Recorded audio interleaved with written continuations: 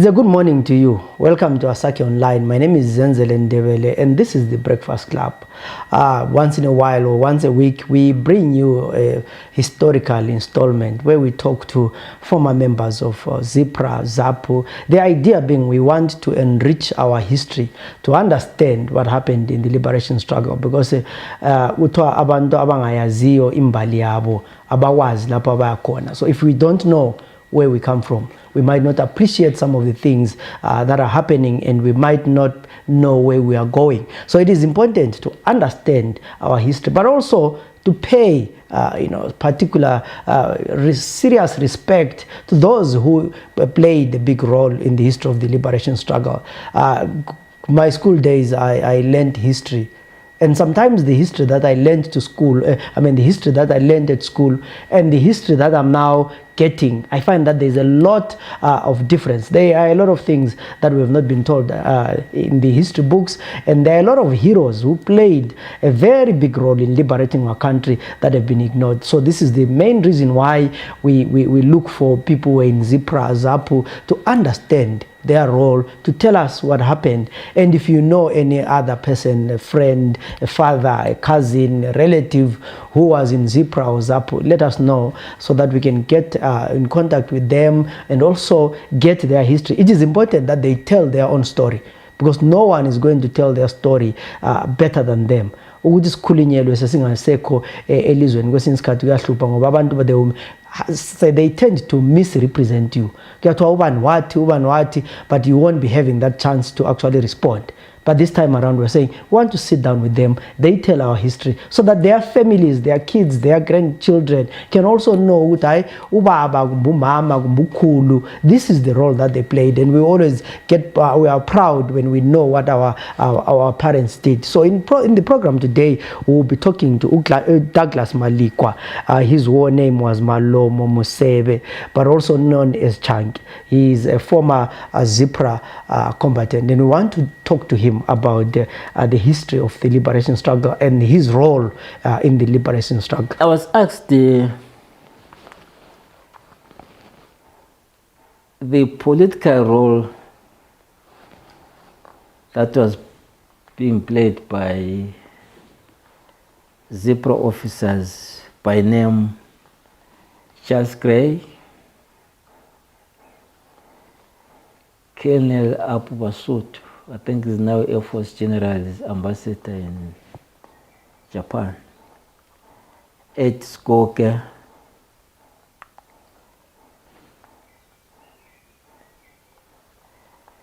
King Matita. King Matita was a major by then. There was one or two officers that I did not know, Adonia Moyo. And the Max, I did not know those people. Then I said, no, I didn't know anything.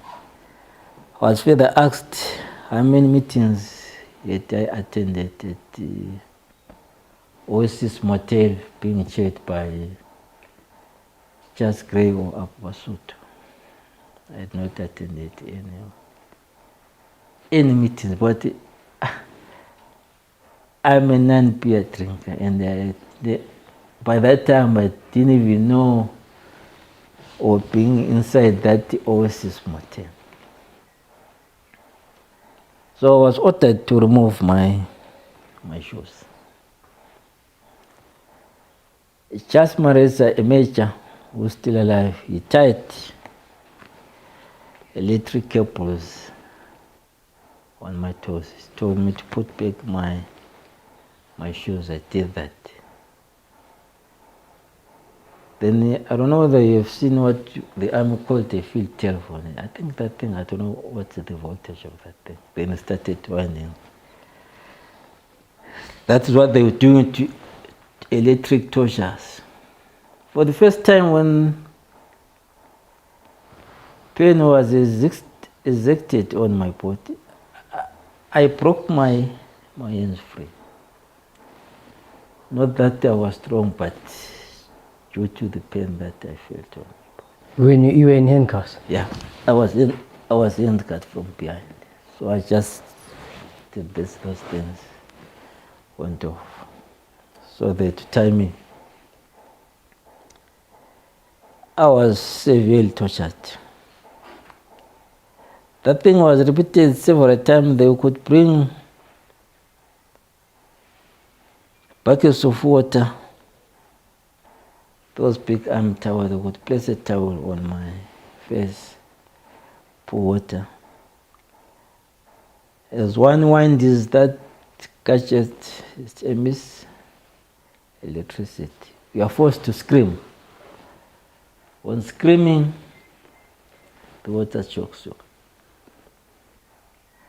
It was done several times. That I'm talking of day one, because I went through that thing for 2 weeks plus. They brought in the lieutenant shock was brought, I think, what had been the second day. There was a lieutenant shock from Ampoye office. I didn't even know that the guy was under arrest. He sat down, we faced each other. I was the first one to be asked whether I knew him. I said yes. In relation to what? And I said, no, I know him. We were together in Zipra. So Shoko was asked, do you know him? He said, yes, I know Malik. How do you know him? Then Shoko started to tell a story.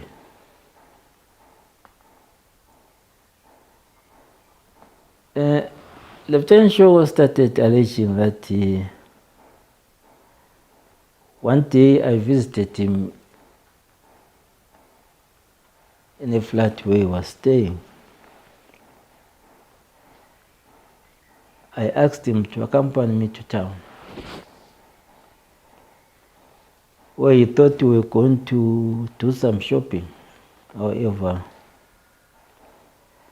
I took him to ZAPU offices. I can't remember whether it was Venkat or Msasa, but I think it was Venkat House, where there were ZAPU offices in Harare near the railway station there. He went on to claim that on arrival at the railway station, I introduced him to King Matita, whom we found in ZAPU offices as our new member. He went on to say the ZAPU House, I also introduced him to a man called Adonia Moyo and Max. I didn't know those ones, but I knew King Matita because he was our senior intelligence officer in Zipra. So when I said, no, I didn't do that. I didn't even go to his flat because I had never visited. I was never visiting him. So he was told, Taura Zwese. Then he came up and said, at one day, at KG6, there was only one officer's medications that was used by the rotations. It's now used by his Maple Staff College. There's a north and the eastern gate. He claimed that we met near the offices there. I think that was the chaplain offices, which was social services or chaplain, where I told him that by that month, 1983 March, I told him when I met him that the party ZAPU was in danger of being destroyed. So as us as Zipra were to defend the party ZAPU. He went on to say, I made him aware of the Zipra officers who were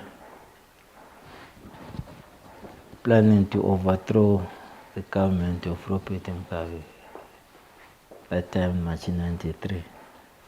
He mentioned the names of Brigadier Charles Gray, Abu Basutu, Skoke, and King Matita.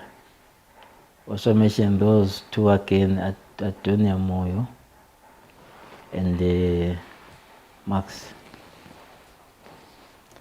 And I introduced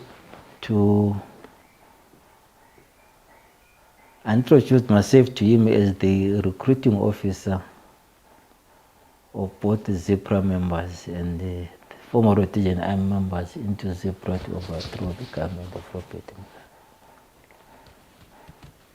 I could tell those guys, no, it's lying. Then they would say to me, Sarufuangoti Anganye Pirichi. For all my stay under arrest and torture, I was being tortured to implicate those senior ZPRA officers on treason charges. So I said no. In fact, I took it upon myself to die and implicate those people. Because if we had done so, I think maybe their relatives will still point at me as the source of their arrest. So I was just prepared to die. So Shogo was removed. They remained with me. Do you ever know what happened to Shoko? Shogo, I saw him for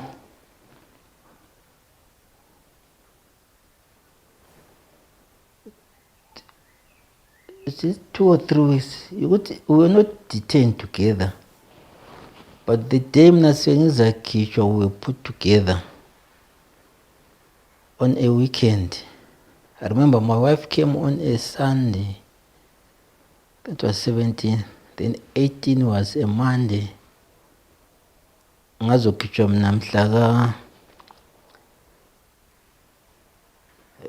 19. Ukuthi ukhitshwa kwami ngabachiya bese enkambeni eCapret. Mina I went to KG6 then Gomo Hospital because I was injured. So Ushogo, I didn't see him for almost a year KG6, but he was over later. When he came, I asked him, why did you say all those things against me? He told me that he was told to say all those things. He even said, but you resisted. I did not resist torture. But when he brought his hand for me to shake his hand, I was really cross and angry about him. But he said, no, we are my comrade. That was not me. All those words were not said by me. They were put into my mouth. I think it was after a year when I saw him. And is he still alive? No, he died. Okay. He died long back. So finally you are released. How are you released? No, I haven't finished the allegations against me. Because I had a litany of allegations. Because as I was saying that time that I was then accused of being a recruiting officer for ZPRA and a distant recruiting officer. Yeah. They went to ask me on why did the ZPRA officers kill this distant court Davis Commission. Because initially Charles Moreza said to me, I was also involved. I was part of the ZAPU or ZPRA officers who instructed the ZPRA officers to kill Davis Commission in Matopo. From that time, I thought maybe Davis Commission was killed in Matopo. I had to ask General Kumalo, I think some 2 years or so, where did they really kill Davis Commission? Then told me that he was killed in Lupan. But what those Zanda guys asked me was, why would give orders from ZAP was Zipra for Zipra officers to kill. There was then they turn and say, you were also part of those people who gave Zipra officers orders to kill Ndebele because we didn't want him to release the information about ZAP or Zipra to overthrow the government. So was that the sign that he was a pseudo-dissident? Yeah, exactly. That guy was exactly pseudo-dissident. But there was no reason they could kill, or they could arrest officers for killing him. Never ever. I was asked where Zipra had cached the mixtures. Up to now, I imagine how can a human being cache a jet fighter. The other thing they wanted from me was the ANC or MK safe houses and the route that the MK fighters were using and the crossing points along the Limpopo to South Africa. Up to the conditions of the ZAP-ANC alliance of the 60s, I never knew about all those things.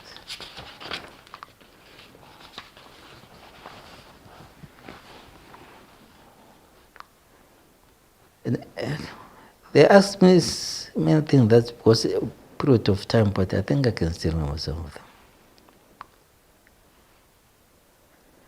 And the other one, what they wanted to know from me was how Zipra had divided the country for operational purposes.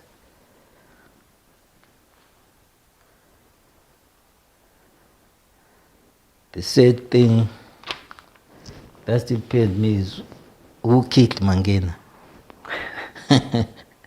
Some will claim that Mangena was killed because he was shown a meaning is from Rwanda. Mangena at one stage could tell us that he was born here at Fort Rexon. They were only removed from Makandeni to that side of Mbele.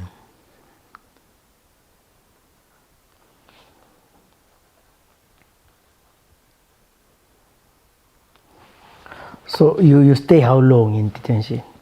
I stayed for 3 weeks. Yeah. Then one weekend before my arrest, I think it was on a Friday, I was taken from my cell after, it was really after 5 because it was already dark. I was taken to a certain place. I still remember the name of the sergeant. He was in RP, but the guy who was in charge of my detention says that guy was Chabata. There were 2 corporals, Chikwana and Kunda. Those were their names.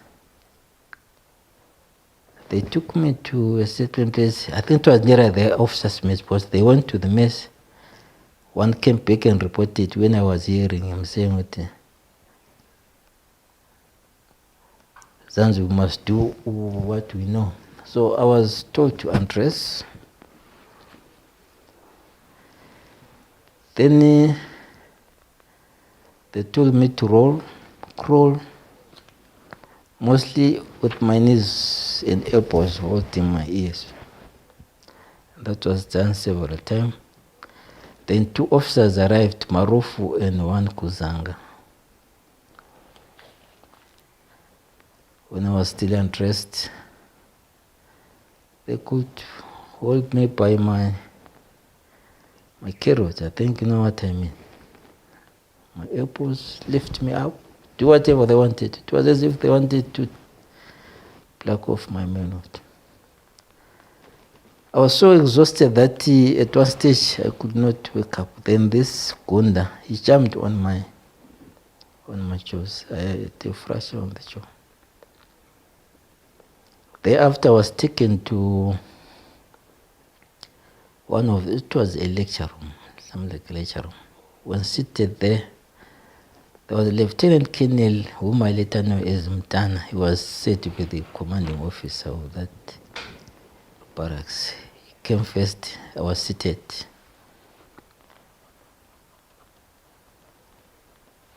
As a prisoner, I couldn't stand up when he came in. Then he had to clip me. I told him that no, I'm injured. He said, no. You took him off injured. Will kill you as well. Then they said that. But after some time, there was a delegation that came putting on some suits. And within that delegation, I recognized a man, the then security minister, now the state president, Tim Nangava, was part of that delegation. I was made to sit at the front. I was injured by then. Thereafter, they left, and I was taken back to the cells. So they never said anything? No, they never said anything. Never said anything. So on my injury, I was taken to KG6. There was an Air Force guy, Blackie, the one who an X-ray was done. Then I was sent to Gomo Hospital. They call it, I don't know the new name now. Then I was put somewhere else, back to KG6. Then from KG6, on the same day, then I was released to ZMP Directorate. I was called by, as a Captain Mo, the guy was my lieutenant as Sweven Pro. He stays at the Woodville here. He needed me to, we had one former rotation army officer, Van Veek. He just told me, go home. I went straight home. Then after 2 weeks, I went for a review. That is when I filled an injury report. Take it to this doctor, Stanley Sakpanya. I didn't even know that that guy was Ex-ZPRA. He's one who filled my injury report. And telling him what had happened to me, that's when he arranged with Charles Gray, was Brigadier G at Army Headquarters, that time maybe you can pass seeing him. Then I went to Brigadier Gray. I told him what had happened. Then he said, I know. So these guys, what they're thinking now. Thereafter, I had a problem with my board of inquiry. It took time for that board to be completed. Because this Colonel Mandu, himself is Zipra, he cancelled my board 3 times. Verbally. Every time the territorial staff will convene that board of inquiry, ordered it cancelled. Until there was a Van Veek, who was our deputy director, retired. Then came Charles Lazumakosho, an ex-Zander from Slovenia. Of course, we talked a lot. He wrote a letter to Brigadier AQ, who was by then a Zander officer, Brigadier Mabeng, or they know him as Fred Matanga by his pseudonym. The one guy who then restarted my board of inquiry. After that, maybe the mistake that both the president and the member of that board, they were from Caprit Barracks, and I know the president was a former army officer. Maybe he was afraid to do it or what, I don't know. Then the board was not acted upon because Charles Gray and the other senior ZPRA officers, maybe they arrested more by then in 1985. And that Brigadier Mabeng, he made some comment after the arrest of senior ZPRA officers. And that comment also got him into trouble.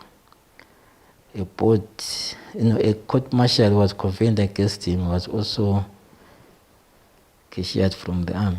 What did you say? Plainly, murusunga bana besina moso wote murusara muchipromota.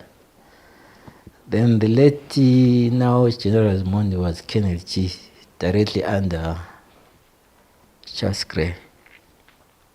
I don't know how he commented, because we ended up running for cover when he was assaulting him. He took him to Pro, that is army detention barracks, says overnight. He was detained there. So those who are privileged in Zanda, they say you went straight to Mugabe and said it's either him Nongo leaves the army or Mabenge leaves the army. Eventually, Mabenge is junior to Nongo. It was him to leave the army. And unfortunately enough, our own brigadier Ramuso Maponga was made the president of the court martial, maybe with instructions to make him go home, and the brigadier was cashiered from there. But eventually, Anyati Batkana Viva, Viselama ranks after some time, but he lost service. Is he still alive, this Mabenge guy? Yeah, he's alive. I missed him, I think around 2010, because I went to work at Anjini. He was the deputy manager there, but he had some complications there, then he was removed.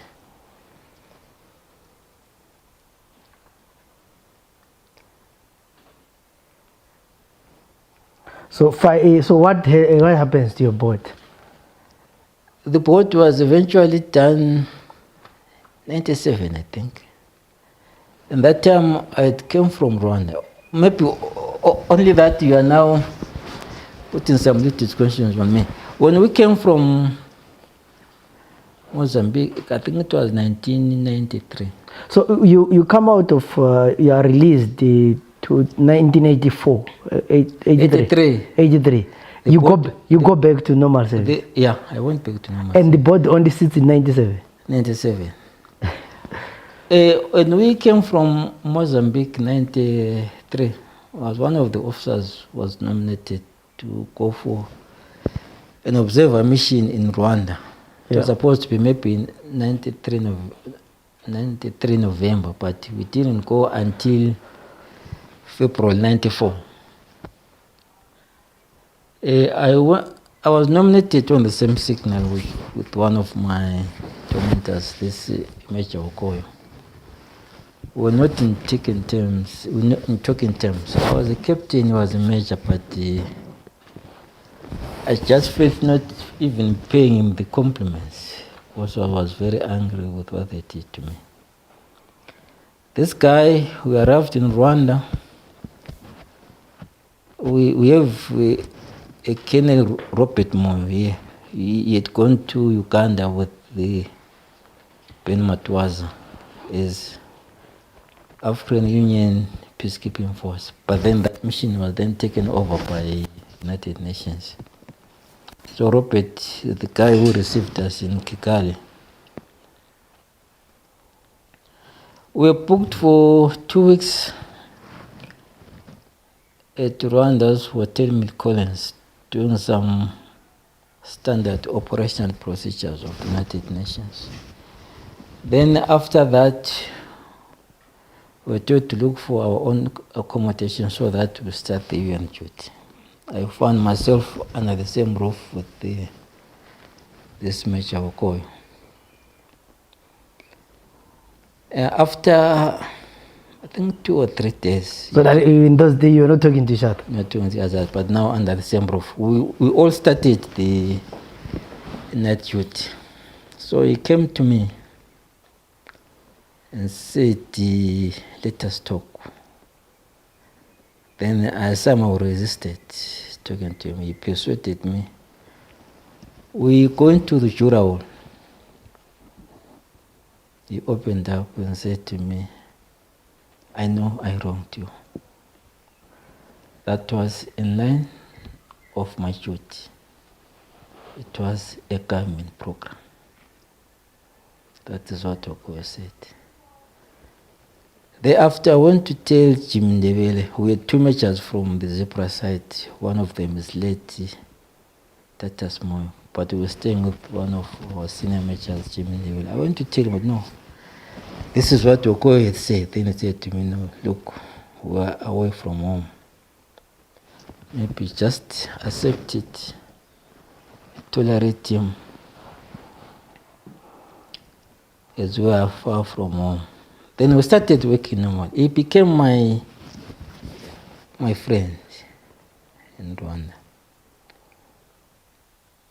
So what then happened when that Rwandese genocide started?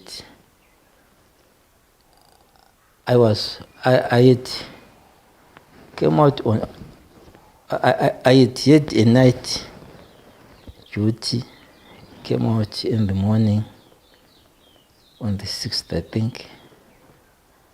Then we were at home. They went for shoot, they never came back. But it was not clear what had happened because Radio Rwanda was still playing some soul music. Some Rwandese, they would tell us, no, if you hear this song playing, something had happened.